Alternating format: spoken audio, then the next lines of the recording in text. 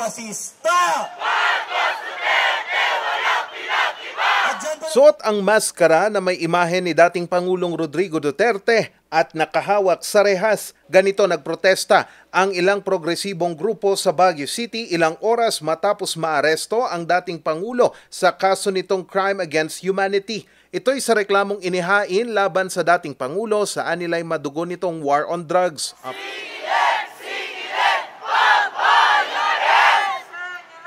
Nagkagalak tayo na finally ay naaresto na ang dating Pangulo na si Rodrigo Duterte. Finally ay makakamit na natin unti-unti ang hustisya. Matagal na nating tinatakbo itong panawagan na ito simula pa nung nag-start yung war on drugs. Bagamat long overdue na yung nangyaring pagbigay ng warrant of arrest kay Rodrigo Duterte, we still welcome this decision from the International Criminal Court dahil na rin sa tulak ng mga abogado natin sa Bayan Muna at yung tulak din ng mamamayan para ipanawagan yung accountability kay Rodrigo Duterte. Sa datos ng pamahalaan, 6,248 ang napatay sa mga isinagawang operasyon ng PNP mula 2016 hanggang 2022. Pero sa nakalap na datos ng ICC, nasa 30,000 ang namatay sa war on drugs ng Administrasyong Duterte. Pero maliban sa war on drugs ng administrasyon, dapat din daw na panagutin ang dating Pangulo sa red tagging ng mga aktivista na nauwi sa forced abduction, pagsasampa ng kaso at pagpatay sa mga ito.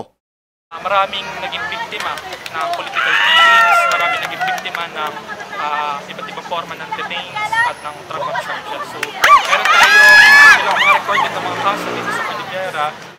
Dagdag pa nila, naniniwala silang hindi ilegal ang pagkakaaresto ng dating Pangulo kahit hindi na miyembro ng ICC ang Pilipinas. Sa naging press briefing ng Malacanang, sinabi ng Pangulo na walang mali sa pagkakaaresto sa dating Pangulo.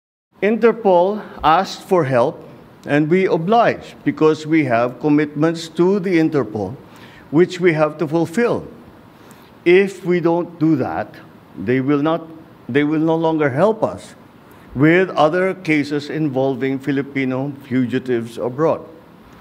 This is what the international community expects of us as the leader of a democratic country that is part of the community of nations. Hati naman ang opinyon dito ng publiko.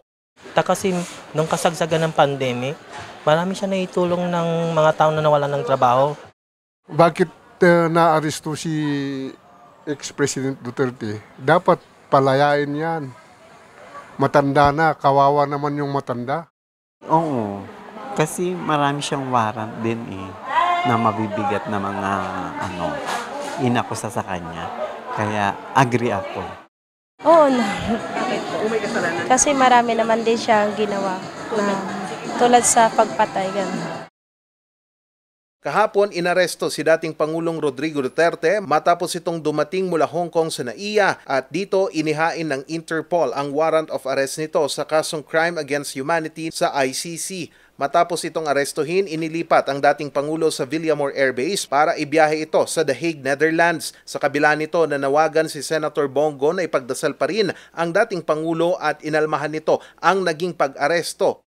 Nakakalungkot at his age, 80 years old, dinala pa pang bayan.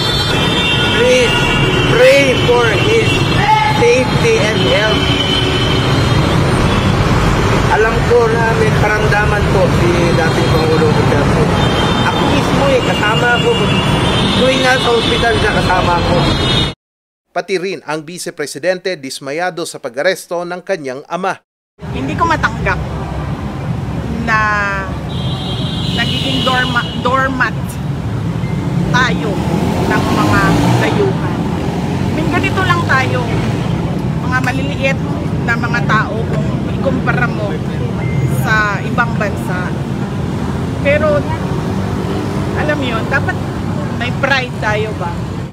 11:03 ng gabi, March 11, lumipad na ang chartered plane na sumundo kay dating Pangulong Rodrigo Duterte pero nag-layover ito sa Dubai bago dumiretso ito sa Rotterdam, Netherlands. Sa video na ibinahagi ni dating Executive Secretary Salvador Medialdea, nanananghalian ang dating Pangulo sa loob ng eroplano at mabuti rin ang lagay nito. Charles Nicolimon, RNG News.